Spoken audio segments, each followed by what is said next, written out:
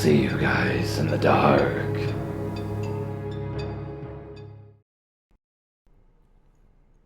Hunting. It's a hobby of mine and runs in the family. My favorite animals to catch are deer and boar, as they are quite a challenge to catch, and I love a challenge, as well as general hunting. Camping in the woods is therapeutic for me, as you're in nature's natural habitat, which can be greatly enjoyed when you're by yourself. Accompanying this area, the type of people that you meet while hiking, I've met people who shared their food and campfire with me. Some even hiked with me in the gorgeous wilderness, as we call the woods. But most of the time, it's your animal friends who accompany you while walking and camping. I wish this story was about all of the above, but things took a plummet for the worst, and this is my story.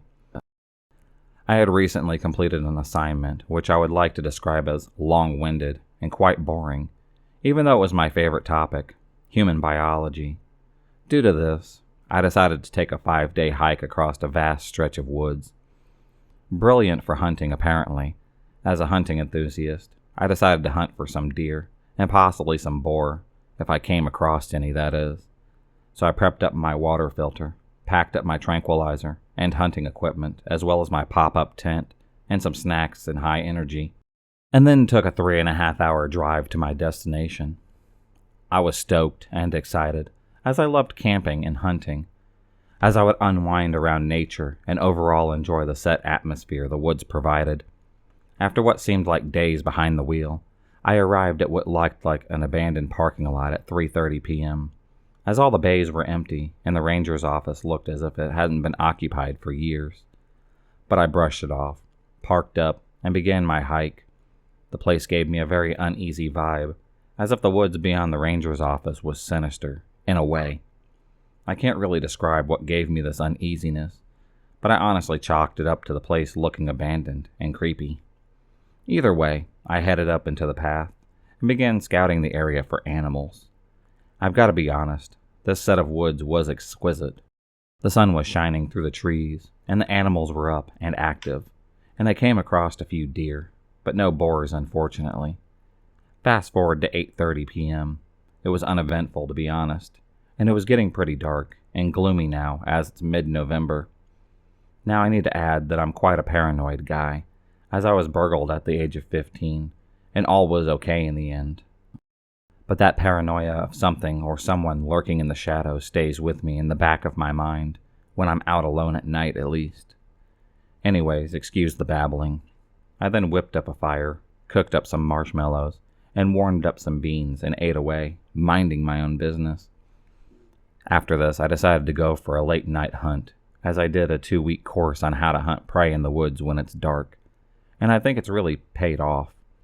15 minutes later, I put the fire out as I was prepared to go on a late night hunt, but then my blood ran as cold as ice, and my hands started to shake when I saw a silhouette of a person about 100 meters away from me. It was unexpected, so I was internally freaked the fuck out. As well as this, I noticed a small pocket knife in their left hand, and it looked like they were crouching and stalking something, as they had their knife at the ready. I believed that it was a man, about 6 foot tall, and his back was facing me, so I believed that he didn't notice that I was there, which I took as a godsend. However, it could just be another hunter, like myself.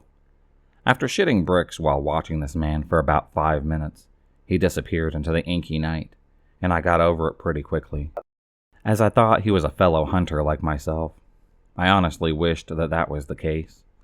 Fast forward 1 hour, and it's around 9:45 p.m. I'm feeling confident enough to go back into the black wilderness and catch a deer or two, or maybe even a boar. I pinpointed where my tent was with the map and went on my way with my hunting equipment. 10 minutes later, I'm practically in no man's land, as everywhere around me was pitch black, but I knew what I was doing. I was stalking a deer, which hadn't noticed me, and was about 50 meters in front of me, plodding around the eerie woods. I grabbed my tranquilizer and placed the deer in my sights. That was when I heard twigs snap. My eyes darted, my legs went into jelly mode, and I jerked my neck to the source of the sound. What the fuck? A silhouette appeared out of the tree to the left of me, about 50 yards away, and just watched me. Not the deer, but me. The deer was long gone now, so it was just me and an unwanted guest. His size concluded to me that he was the same guy as before, 6 feet, roughly 200 pounds. He stared at me, and I stared back. My body still a stone, but my sudden outburst of adrenaline was making me shake. I couldn't see his face, as it was too dark. Fuck, was he a late-night human butcherer? Am I going to see daylight again? I just about choked out. "Who's there?" I tried to say in the calmest voice that I could. But fear was evident when I asked the question. The man raised the hand with his pocket knife and pointed his index finger towards me. That was it.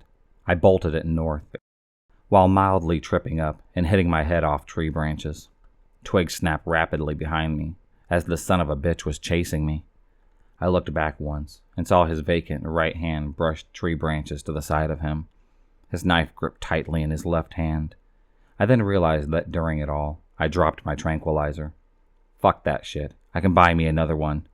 I know I should have shot the guy, but it's amazing what one can forget, especially in a horrific situation, even if it's a gun. I wasn't going back for it. A ton of thoughts were going on through my mind while I was fleeing. Why me? What does he want? Does he want money? My food? What could it fucking be? That was when I honestly thought that I pissed myself, as he then said in a rapid tone, "Isn't this funny?" He then had the damn audacity to start laughing in a patronizing way, and I couldn't take it anymore. I sped up, and I'll tell you now, it's amazing what the human body can do when adrenaline and natural instinct takes over. I never ran so fast in my life.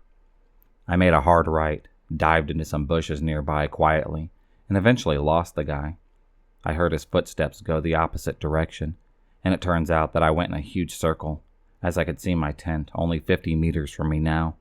I was shaking, and tears were starting to form. But I had to stay strong. I just had to. What would Father do in this situation?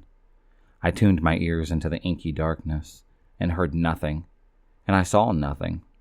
I was not going to turn on my phone torch, as I would be an open target. I checked my watch, and it was now 10:30 p.m. I've been in the tent for about 10 minutes now. I sat still in my tent, listening to every small noise that I could hear in the woods. Snap. I held in my gasp, as I heard a twig snap behind the tent, and with that accompanied a low and sinister voice. "You think you could run? I win." With that, my tent was being sliced open, and the fucker popped his head in. He was licking his lips, and his wide eyes locked with my eyes. "You lose." He then screamed at me as he pulled out the knife. Fighting, not my strong point, but the gym made me a pretty strong guy. So as he tried to stab me, I grabbed both of his arms and fended off from plunging a blade into my torso. I tried to disarm him, and he laughed during this process. I thought he was trying to intimidate me. However, I was ready to kill. Not a deer, not a boar, but a human. I restrained his left wrist, but his knife was inches away from going into my foot, so I stepped onto his right hand, pulled back on his left wrist. Then snap! His wrist had snapped, and he let out a blood-curdling scream. I had the upper hand, and took advantage of all of this. I got the knife from his shattered hand, and gave him a taste of his own fucking medicine. I sunk the knife into his right hand, and he screamed. I lay a few punches, and I think that I popped his nose, but I had no regrets. I grabbed my arm in pain, as he made me bend it in an awkward position when he was on top of me, when he first ripped open the tent. But I honestly couldn't care about my injuries. He tried to kick me, but I punched him in the face until he was unconscious. I checked my phone, and I had no service. "Fuck," I panted. I picked up this fucker into a firearms lift, and I remembered my way to the ranger's office, as it was exactly west from my tent.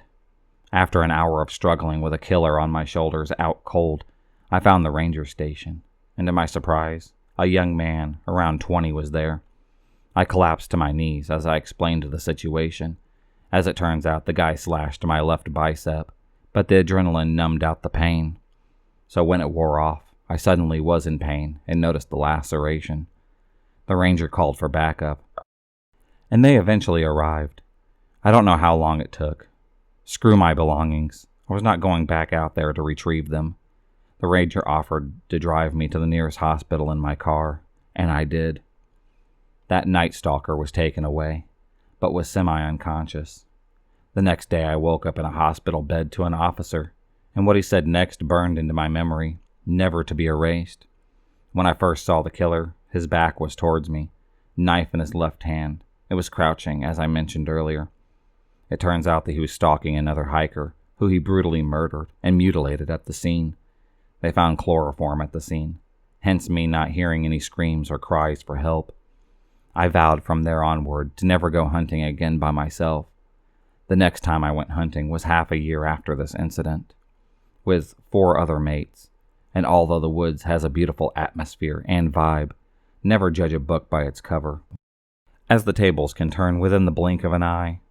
For all of you going camping and hunting, stay safe. And remember, don't think that these things can't happen to you as well.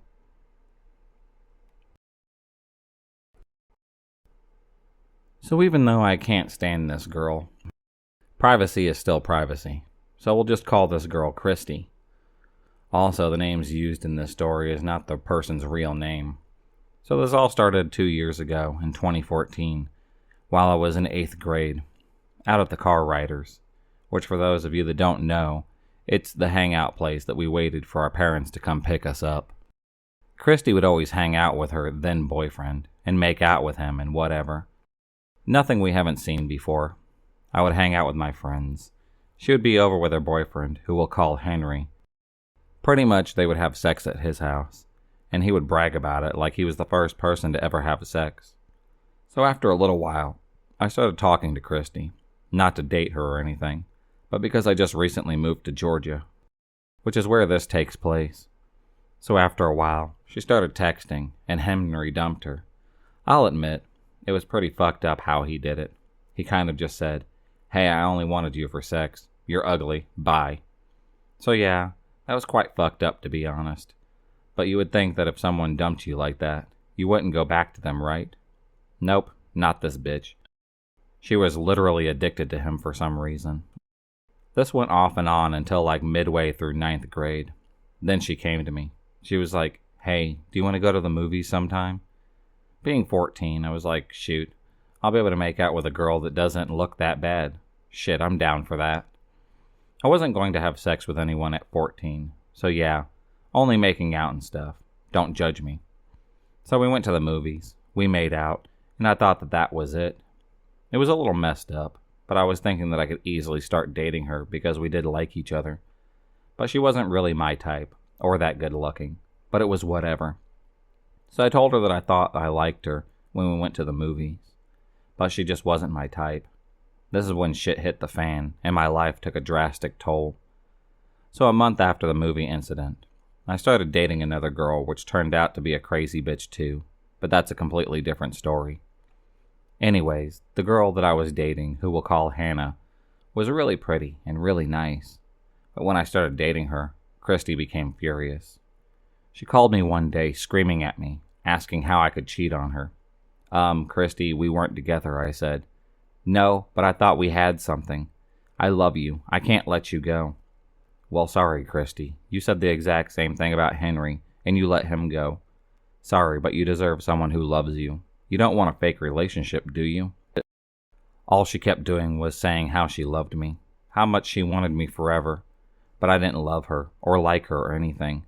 She was pretty snobby and rude anyways, so I was tired of it, and I said, Look, Christy, I don't love you. You don't love me. There's no way that you love me, because if you did, you would accept the fact that I don't want you.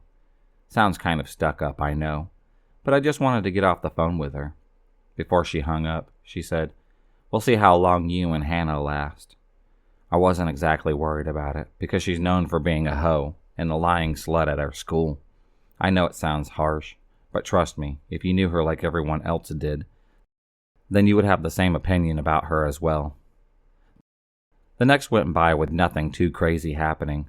Then she texted my girlfriend saying that I had sex with her. Christy even went to the extent of telling her current boyfriend that we did. Only problem is that she said we had sex behind a pond at my house. My girlfriend knew that I didn't have a pond at my house. Actually, I didn't have any type of water that could be mistaken for a pond either. So my girlfriend wrote it off, and so did I. The next day she confronted me about it in front of a lot of people at church. She yelled, "I don't know why you're denying that we fucked behind your house. You know that you love me." I started laughing, looked her directly in the eye and said, "If it were true, then you know that I don't have a pond behind my house like you tried to tell my girlfriend. And if you're gonna lie, at least get the facts straight." Then I went to the principal's office because of it. Thankfully, they believed my side instead of hers. I mean, I even told them, "If you want to call my mom and ask her, just so you know that she hasn't been at my house, go right on ahead. And make sure you ask about this pond that's behind my house." Christy got suspended, and to be honest, everyone kind of forgot about it, and I was glad. It was seriously just stupid. When she came back, that's when the death threats began. She gave my girlfriend notes telling her that she would kill her if she didn't break up with me. My girlfriend, for some reason, didn't give it to the police or the school board. To be honest, I don't know why. She didn't even tell me until a few months later. Christy started threatening me as well, telling me that she would mutilate my girlfriend right in front of me, and then force me to date her. This didn't scare me, as I took karate and jinjitsu a few years before, and I have a collection of knives and guns, so if she tried anything, I knew that I would be fine. I was worried about my girlfriend, but her dad was a cop, so again, I wasn't too scared. I ignored Christy every time she tried to talk to me. Then, one day, she pulled a knife on me at school. "Christy, what the fuck are you doing? You're gonna kill me?" "Have fun trying to pull that off," I said. I'm not gonna lie, I was pretty nervous, but knew that the worst thing that she could do is just cut me, not kill me, because the knife wasn't even 3 inches long, which is also why she got away without charges or anything. Because the law states that no blades over 3 inches is allowed on school property. Because she didn't verbally say that she was trying to harm me, she got away with it. I was pissed off now, like really mad, knowing that she could have harmed me, or my girlfriend, and probably could have said something like, "It slipped out of my hand." And again, because it wasn't 3 inches, she most likely wouldn't have gotten in big trouble anyways. So that weekend, my girlfriend came over. We walked through the woods, kissed, and made out. Just relaxed because Christy had been putting so much stress on her and I. All of a sudden, I hear a twig snap. Because of a traumatic childhood, which is another story, my reflexes immediately caused me to snap and pull my pistol in the direction that it came from. This has caused problems before, but I don't carry guns in public areas. So I'll just quickly half turn if something surprises me, then just continue on. Anyways, Hannah said that it was probably nothing, so I tried to brush it off, but something just didn't feel right about it. I'm a religious Christian, so in my head, I asked God if he could keep me and Hannah safe, and that if something was wrong, to give me a sign. About 5 minutes later, after we heard shuffling and some more twigs snap, this time I didn't brush it off. "Who's there?" I shouted, not expecting a response, so I started walking towards where the noise came from with the pistol. For those wondering, an 1831 black powder revolver, cocked and ready. Next thing you know, I'm pushed down and have a stinging pain in my back. When I look up, it's her, Christy, and in her hand is a knife, bigger than the 3-inch knife. "You should have dated me, David. Now you're going to die a slow and painful death." I shit you not, that's what she said. I was in shock for a second, and then I snapped back into reality and grabbed her arm that she was about to stab me with, and pushed her wrist backwards and broke it. Then she dropped the knife and started screaming in pain. I then pushed her off of me, and I ran back to the trail, not letting her out of my sight, and then we called the police. While we were waiting, Hannah said that she was sorry that she didn't help me, that she was too shocked. I just told her that it was fine, but before I could finish, she screamed and said, "David, you're back!" I looked up and pulled my shirt up and saw that in fact Christy did cut me, quite deep as well. I guess I didn't notice because of the adrenaline. I still have the scar. I don't know why the cut is so wide, since she cut so quickly. Maybe she had an awkward angle or something. I really don't know. When the cops arrived, they took me and Hannah's statement. while they were doing a quick search of the area. They found a bag with another knife, rope, duct tape, pictures of me and Hannah, all taken without our knowledge, and a blank camera. The cop said most likely Christy was probably going to take pictures of the event, or record it, and then sell it. I was assuming that it was going to probably go on the deep web or something like that. Anyway, she was put in jail for attempted homicide and trespassing, but I don't know where she went. If she went to juvenile prison or what. Once she was gone, I was happy. Now me and Hannah aren't together anymore, and I've moved on with my life now. I'm just hoping that she has learned her lesson, and that if she ever does get out, she stays the hell away from me. If you enjoyed this video, please subscribe, like, and hit the bell for notifications on future videos, and become a stalker of the night. And I'll see you next time.